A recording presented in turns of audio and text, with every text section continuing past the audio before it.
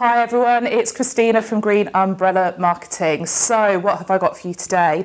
5 little tips that you can use to help you grow your audience on your social media platforms. Now the reason I want to share these with you is that we have a lot of people come to us at Green Umbrella Marketing and maybe they are starting their business, they've created their LinkedIn company page, their Facebook page, Instagram account, whatever it might be, and they are starting from 0. Okay, so they've got no follows, they've got no likes, they've got no audience at all, and they want to know the quickest way of growing that audience and so that they can leverage the platform. And that's cool, but it's not just those business owners that are in that position that need to think about this stuff. You might have had that Instagram account, that LinkedIn company page for years and years and years and years. But you still need to work on building that audience. And every now and then it's worth looking at these channels and almost kind of planning in a bit of a relaunch. Okay, having that push again, like you would have done on day one to try and build that audience. So these 5 tips I'm going to share with you, they're going to be relevant for all of your social media platforms, very, very general. And you know, if you're kind of honing in on one particular social media platform, then either reach out to me, let me know in the comments down below, hit subscribe, all that kind of stuff, because as we're doing more videos in the future, you'll know about them. And you know, it's all content designed. See if I can speak today. It's all content designed to help you grow your audiences, help you engage those audiences. So yeah, questions, stick them in the comments. Anyway, off we go. So number 1, really, really important that you cross-promote. Now, I might have a Facebook profile already and now I've started an Instagram account. I need to make sure the people that I'm connected to on Facebook, the people that have already liked my page on Facebook perhaps, I need to tell them I'm on Instagram, come and follow me there, and vice versa. Okay, if you're on LinkedIn and you're suddenly launching a TikTok account, why not tell people? But when you're doing this, tell them, you know, you should come and see me on TikTok because you know, maybe I'm going to share all my outtakes on TikTok and that's the reason for following that channel. You're going to get this content from me here, but actually, you know, if you're into XYZ, go and follow me on LinkedIn because that's where I share the latest social media strategies. Okay, so it's not about just going, follow me on that other channel. You've got to give them a reason as well. So that's number 1, your cross promotion. Number 2 is so simple and yet so many people miss this. You've probably got a website. On that website, hopefully you're going to have things like your telephone number and a contact email address. Well, on the front page of your website, also make sure, nice and clear, ideally in the header of the site, the top area of that site, have your social media icons and make sure they're linking to the right places. So you might think, well, Christina, that's really, really obvious. But I would love you to just take 2 minutes. Next time you're sitting in front of Google, okay, grab your phone and do it now. What I want you to do is go to your own website. And if you've got a little LinkedIn icon there, I want you to click on it and just make sure it actually goes to your LinkedIn company page. We don't want it to just go to linkedin.com. We don't want it going to your personal profile. There are some situations where that's okay, but as a general sweeping statement, you want it to go to your LinkedIn company page. You want to make sure if someone's clicking on Twitter, it's going to your Twitter account. I've seen it where people click on that and they just get a 404 error, which means you know there's a broken link there.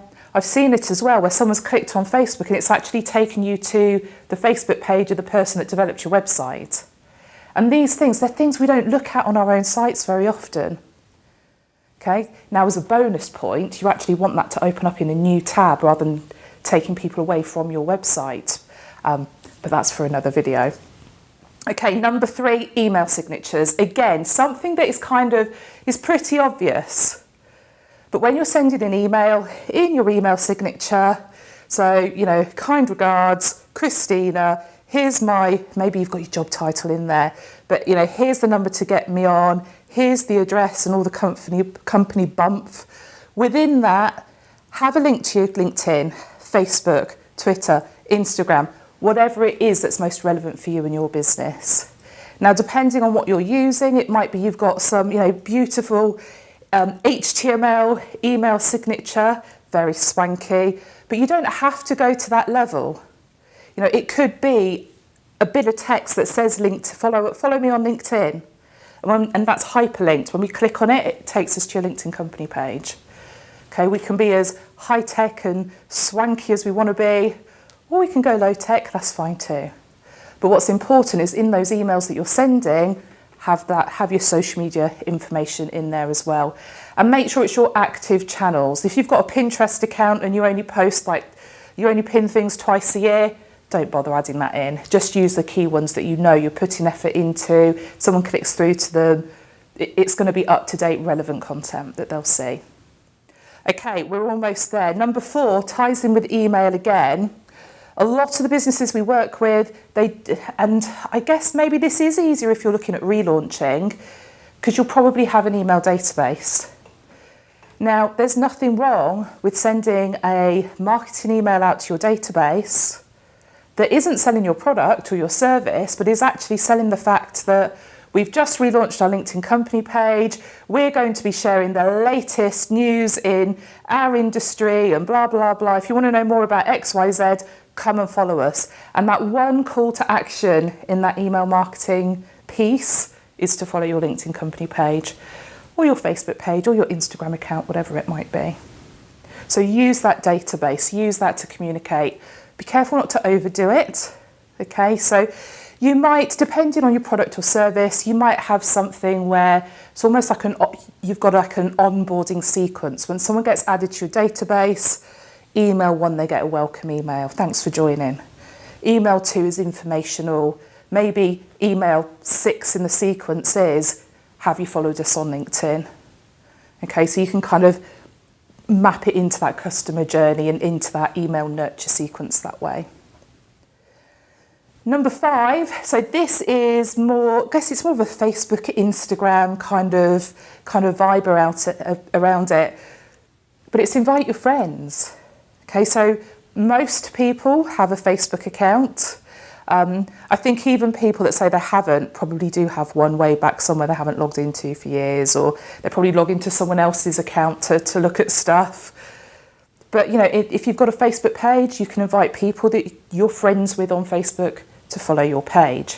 From a LinkedIn perspective now, we can invite people we're connected to follow our LinkedIn company pages as well. So just think about that. Actually, who can you invite? Maybe you want to do a broadcast message through WhatsApp, although be really careful with that because no one wants to be spammed, but if you start spamming them through WhatsApp, it's not a good move. You're not going to be seen in the best light. Every now and then, just, I've just posted something, I really love your support. If you could follow this, it would be amazing. Once in a blue moon, that works quite well. So number 5, invite your friends. So as a quick wrap up, number 1, cross promote. Number 2, get those links on your website. Number 3, make sure the links are in your email signature.